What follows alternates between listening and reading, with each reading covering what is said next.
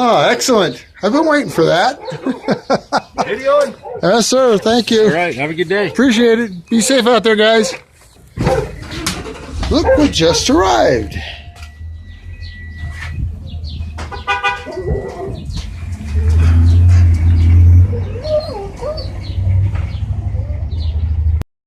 And now we can get back on the cheap cross country.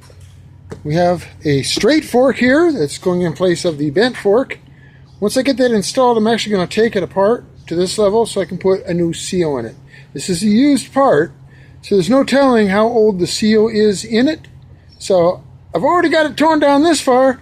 I might as well put a fresh seal in the new / used, shipped here from unknown source fork, so that way both the seals will be fresh and new, and the fork oil will be the same in both forks. So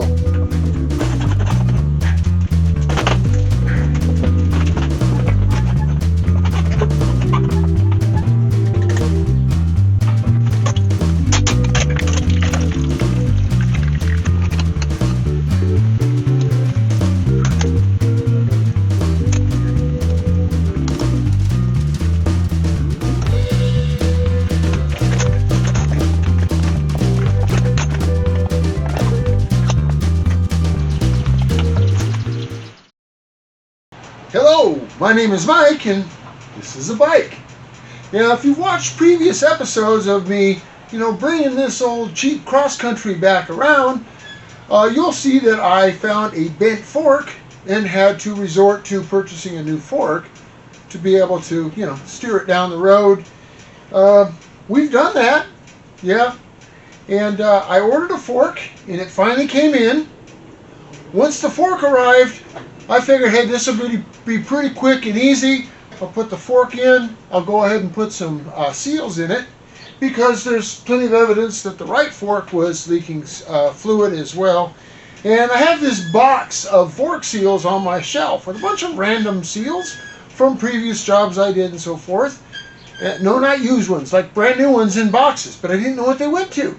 So I started looking at them and measuring them. I go, oh, here we go. These are the right diameter. They must be the right seals. No.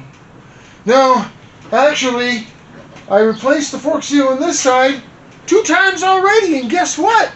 I get to do it again. Yeah, it's leaking so profusely, I tied this tourniquet on it to try and stop the hemorrhaging. And as you can see, it's, well, still hemorrhaging. I'm going to have to take a little different tack this time, because it's not stopping. Well, anyway, that's where we're at. I'm going to have to take a little different approach. The only thing I can figure is, because that last seal I put in seemed to fit just fine, it's leaking so profusely.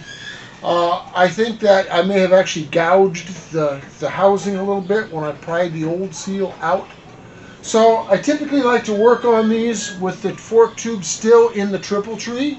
It holds them still so they don't move, so I can work on them. Well, in this case, I think I want to take it out and turn it upside down. Try to put it in my vise in such a way as not to maim it, and make sure that seal is installed properly. So that's the plan, and that's actually kind of the last thing to do on this bike to make it roadworthy. I still don't have paperwork for it though, so at least I can get ready so when the paperwork lands, I can hit the road riding. Anyway, stick around. Somewhere in a dusty, dirty back alley in western Arizona, not far from historic Route 66, is an old fart trying to cram a square peg into a round hole. He'll work on anything, just as long as it's got at least 2 cool wheels.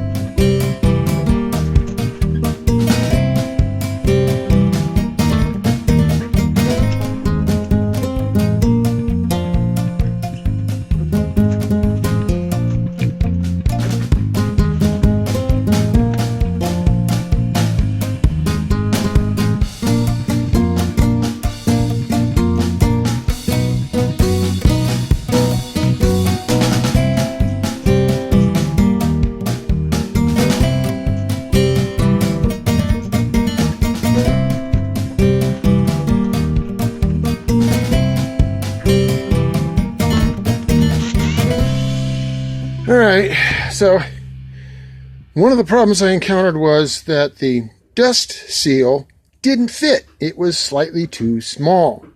Obviously, I had the wrong seal kit, but I'm too stupid to stop there. I went ahead and put the wrong seal in twice. Not once, but twice. Anyway, this, I kind of put a little bit of RTV to hold it in place, and it kind of sort of held it. But that's really not the right way to do things, you know. There's an old saying that goes, measure once, cut twice. No. Measure twice, cut once. Now, in my case, it's measure once, install the seal twice, measure twice, install the seal thrice. And this is going to be the third time. But kind of the reason I want it in the vise is I want to be able to see in here better. You know, when it's upside down on the bike, you really can't see in there too good. And if I've gouged the opening, which I believe that I have, I need to be able to get in there and put a little sealer in the gouge before I install a new seal. So we're going to go ahead and take this apart. Probably one of the good things is I'm not going to lose all that new fluid that I put in, although I did lose some.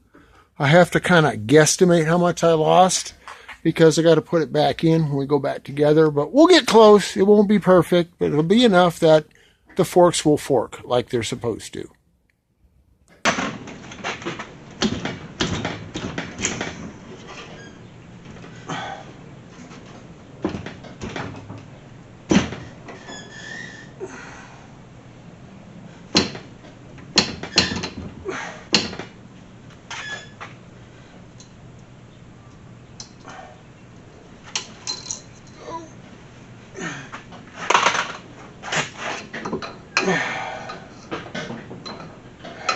Huh.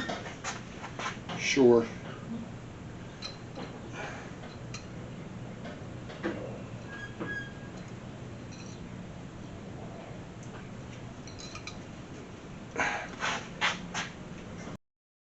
All right, fast forward a couple minutes. I've got this all cleaned out. I got all the RTV off. Well, maybe not all, but at least enough out of the bore that when I go to put my seal in, it'll be okay. There was one tiny nick there. I already cleaned that up a little bit. You can still see it, but it's not going to interfere with the seal or cut the seal. So I should, theoretically, be able to put this back together without any further problems. Now, before I do that, I'm going to say, based on the puddle on my floor, I probably lost 2 or 3 ounces of fluid. So I'm going to go ahead and pour some fluid in. Well, it's much, much easier like this. When you're pouring the fluid in from the top, you got to use a little funnel, and you'll see the video clip there. There's a little funnel with a tube, and it just takes forever. This is much easier.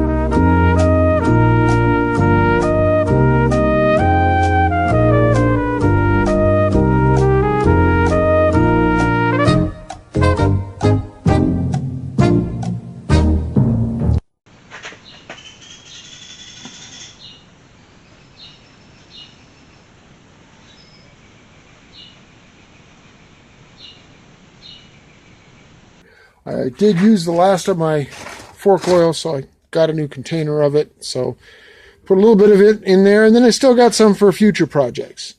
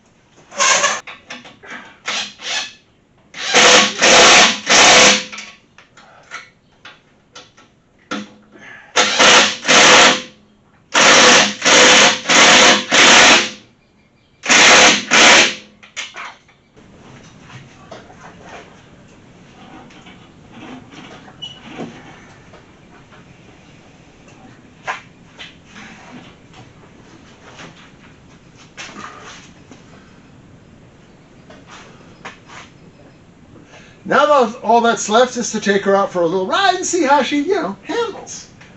Problem is, as I mentioned before, I still don't have paperwork. Waiting on a document from the state of Ohio. It's only been 5 months since I requested that document. So I've got a stolen plate on the back.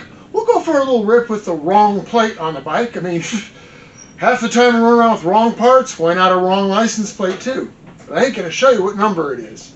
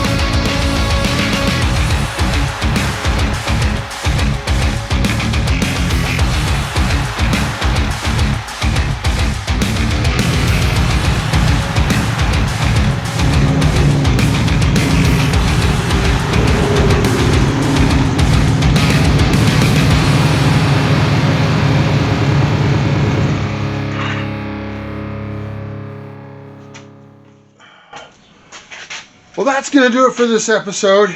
We still got a little small stuff to work on this fine unit. I got to put the lower fairings back on and maybe even install that trunk. But the bottom line is it's a fully functional bike now. It runs good, it rides well, and shifts through all the gears after I went through that transmission. So I'm really, really happy with it. I can't wait for that document to arrive. Now, I guess I gotta wait for that document to arrive. So then I can actually, put some tags on it and use it as a functional bike or sell it or whatever. Anyway, Thanks for watching.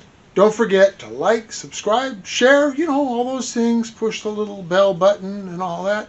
Help me get to the point where I can be monetized, and then I can afford to build more motorcycles that occupy space in my garage and collect dust. Never mind.